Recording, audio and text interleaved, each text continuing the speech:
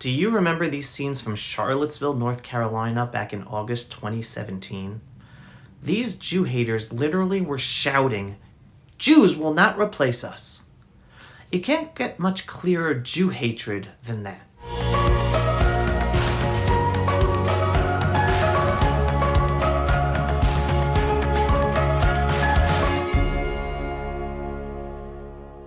Folks, as you know, social media censorship is growing. The best way to support our video work for Israel is to subscribe to our video newsletter on pulseofisrael.com and to share our videos. If you are already a subscriber, then thank you. All the headlines at the time focused on the growing anti-Semitism in America. Of course, the focus was only on anti-Semitism from the right, the far right, ignoring the growing acts of Jew hatred from American Muslims and leftists. But that is for another video. Today I want to speak to you about a similar Jew-hating torch scene that has been taking place every night here in Israel. This scene behind me was happening every night the past few weeks around a new Jewish community in Samaria called Evyatar. The neighboring Muslims would walk around with torches every night. They would burn piles and piles of tires with burning fires all around the community and terrorize the Jewish residents at Evyatar. Why? Well, to smoke them out or to scare them away, because they don't want us living here in our ancestral and eternal homeland. Even though this is the ancient land called Judea, where we Jews come from, they don't want us here, anywhere. And they love having the support of the progressive Western political leaders and journalists who always blame the Jews and let them get away with all their horrendous terror against us, basically enabling them to just continue terrorizing us. Did you hear about this nightly terror against Jews in the news? No, you didn't. Believe it or not, it was hardly reported even by Israeli establishment media, because it doesn't fit the media's narrative anywhere, including in Israel, that the proud Jews resettling our ancestral and eternal homeland are the bad guys, right? They don't want to show how horrible the Muslims are with Tiki torches and burning tires. How curious, when establishment media can call out right-wing Jew hatred, they do so. But when it comes from Muslims, the media is completely silent. In addition to this nightly fire terror outside Evyatar, Arab Muslims, including many Israeli Arab Muslim citizens, have been lighting fires in forests across Israel the past few weeks. Basically, they have been using arson terror attacks and trying to burn down our country and endanger the lives of Israeli citizens. Plenty of Jews have had to be evacuated from their homes because of these extremely dangerous fires, like this one right outside of Jerusalem. One acquaintance of mine was actually camping with his wife and kids over the weekend in a Jerusalem forest when he saw local Arab Muslims lighting up a fire. They're Jerusalem Arabs, Israeli citizens.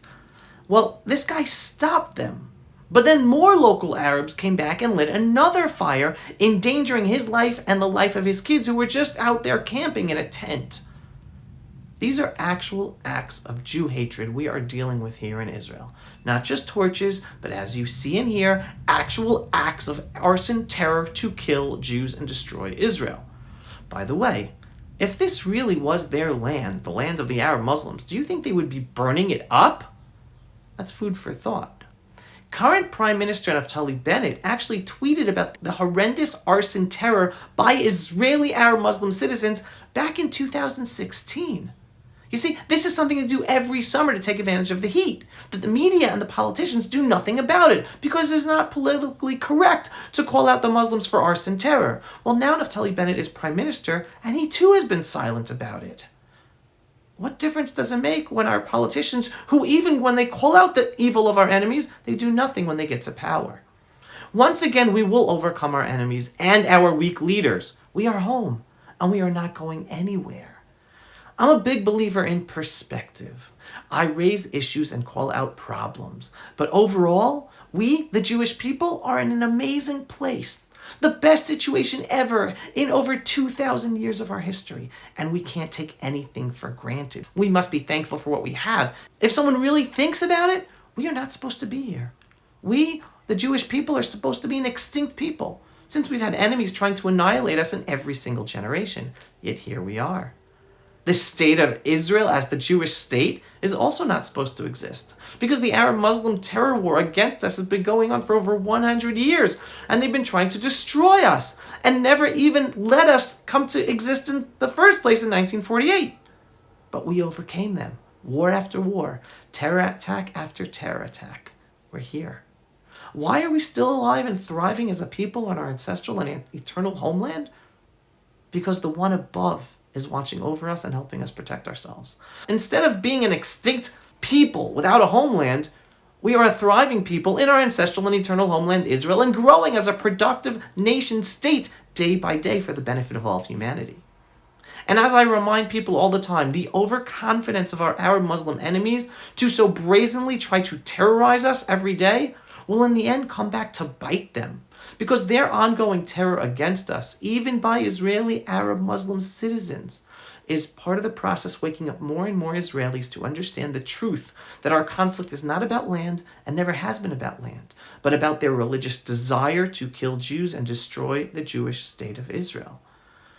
It's funny, but thanks to the DNA of the Jewish people, that we are a forgiving and peaceful people, it takes a lot of evil against us to wake us up and realize that many of our Arab Muslim neighbors, including Israeli citizens, are really not interested in living peacefully with us, even though they are the most blessed Arab Muslims in the Middle East, with freedom and equality that they wouldn't be able to have in any Muslim country in the Middle East. So the wake-up process is on. It's painful, but necessary. And in the end, all will be good. We just have to hold on to our faith in the one above and hold on to our right of justice in our ways and our identity and our homeland. Because in the end, we will win. The truth is, we already are winning. And that's what bothers our enemies so much. Pulse of Israel, frontline videos from the Holy Land. Support our work by donating today.